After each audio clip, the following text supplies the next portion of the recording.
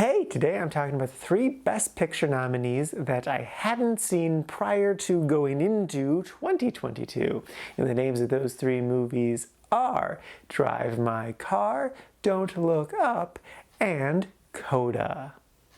First up is Drive My Car. This is a Japanese film that I almost saw.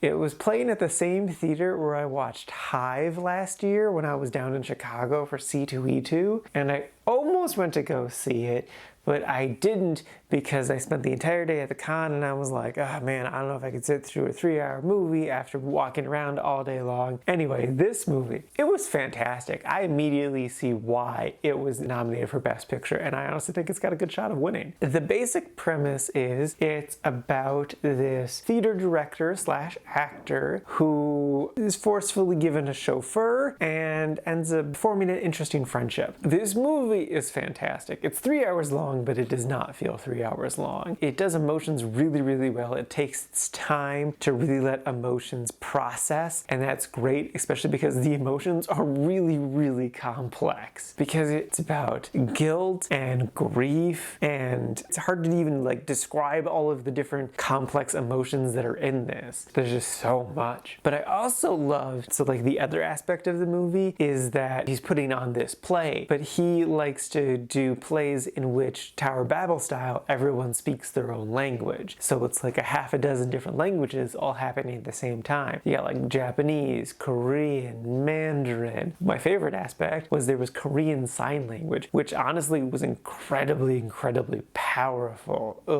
Besides being about all those complex emotions, it's also just about use of language. And I love movies that can use multiple languages well. So thoroughly enjoyed this movie. If I would have watched it last year, it easily would have been in my top 10. So it's probably going to end up being in my top 10 of old movies for this year, suffice it to say. Definitely recommend this movie. You definitely have a good shot of thoroughly enjoying this movie.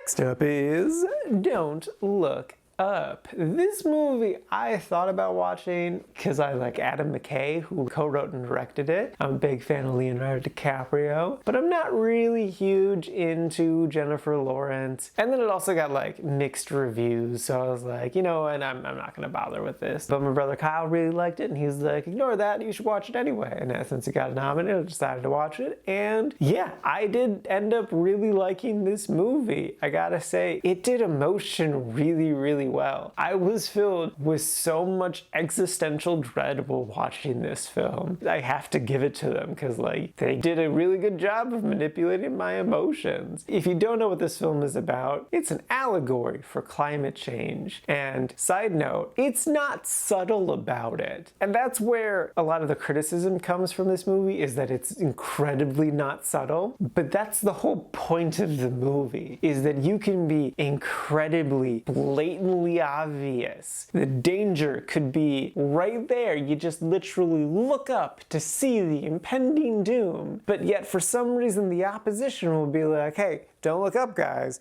They're lying to you about stuff. Just don't look up. They're trying to trick you. Don't look up. And it's just it was incredibly painful to watch. I mean, it also has very clearly got COVID bits in it. I will say there was something very cathartic about Leonardo DiCaprio having a big emotional breakdown on TV, shouting that we're all gonna effing die. I don't know why that was so cathartic, but it was, and I appreciate it. So yeah, I definitely recommend this movie. I will again say it's not subtle, and it's incredibly painful to watch, but it works. It works really well. I wouldn't say you're in for a good time, but you're not, because the real world is sad, and this movie points it out.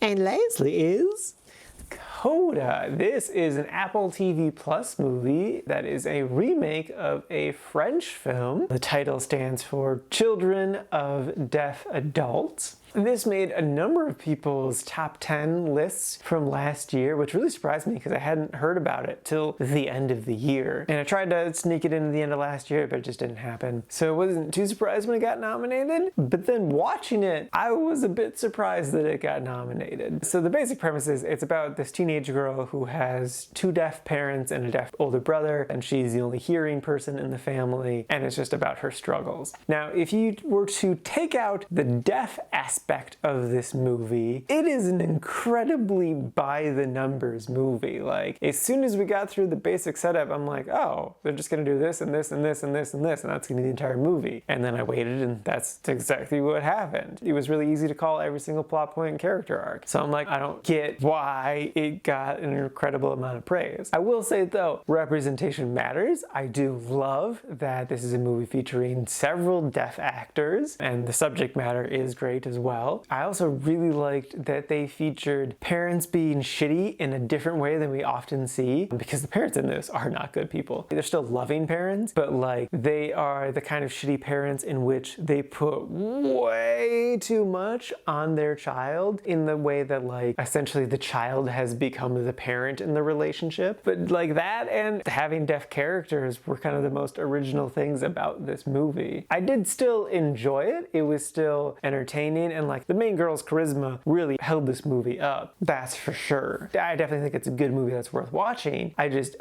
don't get where all of this crazy amount of praise for it is coming from. Like, this would not have been a top 10 movie for me last year, that's for sure. So I do recommend it, but it's not, you know, life-changingly crazy good. It is good, it's just not amazing. Alrighty, now for today's rankings. First up, we got Drive My Car, sitting at number 4 in the really like category. And then after that is Don't Look Up, sitting at number 16, also in the really liked category. And then bringing up the rear is CODA, sitting at number 27 in the quite liked section. And this is out of a total of 57 old movies so far this year.